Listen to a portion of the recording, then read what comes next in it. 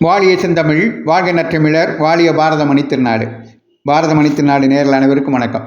நாம் காஞ்சிமா முனிவரின் கனிமொழிகளை பார்த்து கொண்டிருக்கிறோம். அந்த வரிசையில் இன்று 95வது பகுதியாக பணிவே பத்தியம் என்ற தலைப்பிலே காஞ்சிமா முனிவர் மாணவர்களுக்கு, இளைஞர்களுக்கு, சிறுவர்களுக்கு சொல்லியுள்ள அறிவுரை நமக்கும் கூட பொருந்தக்கூடியது.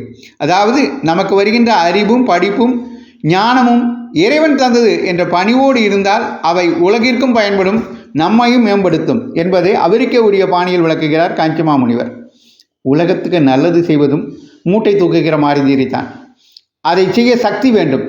சக்தியை நன்றாக வளர்த்து கொள்ளாமல் இந்த மூட்டையை தூக்குகிறேன் என்று ஆரம்பித்தால் இடுப்பை பிடித்து கொள்ளும். உடம்புக்கு பிடிப்பு வியாதி உண்டாகிற மாதிரி உள்ளத்துக்கும் வியாதி ஏற்படும்.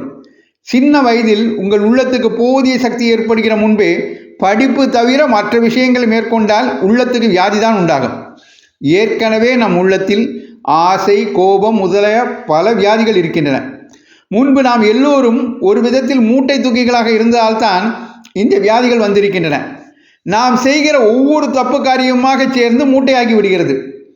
இந்த பிறப்பிற்கு முன்னால் இன்னொரு பிறப்பில் தப்புகள் செய்தோம். அதனால்தான் இப்போது இந்த உடம்பு என்கிற மூட்டை வந்திருக்கிறது. இதில் பழைய தப்புகளின் வாசனையும் இருக்கிறது. அதனால்தான் ஆசை, கோபம் எல்லாம் நமக்கு இருக்கின்றன.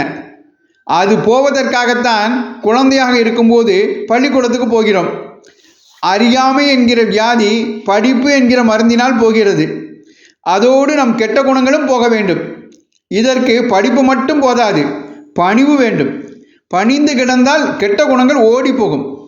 தாய், தந்தை, ஆசிரியர், தெய்வம் ஆகியவர்களிடம் பக்தியோடு படிப்பில் கவனம் செலுத்தி வந்தால் அறிவும் வரும், குணமும் வளரும். பணிவு இல்லாமல் படிப்பில் மட்டும் தேர்ச்சி பெற்றால் எவரும் முழு மனிதனாக ஆக முடியாது. நமக்கு எல்லாம் தெரியும், நாம் புத்திசாலி என்ற அகம்பாவம் தான் வெறும் படிப்பினால் உண்டாகும். இப்படிப்பட்டவர்களுக்கு பகவான் துணை புரிய மாட்டார். பகவான் அனுகிரகம் இல்லாமல் எத்தனை புத்திசாலி ஆனாலும் வாழ்க்கையில் சந்தோஷம் பெற முடியாது.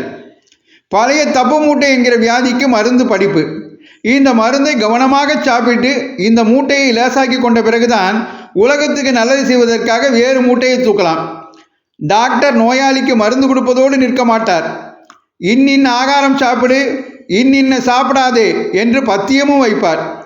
இந்த பத்தியம் இல்லாமல் மருந்து மட்டும் பலன் தராது.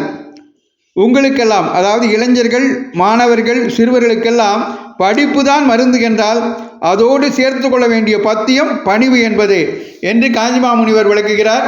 காஞ்சிமா முனிவர் கூறியுள்ளவாறு பணிவுடன் நடப்போம். அவர் அறிவுரைகளை தொடர்ந்து கேட்போம். நன்றி, வணக்கம், ஜெய்ஹிந்த்.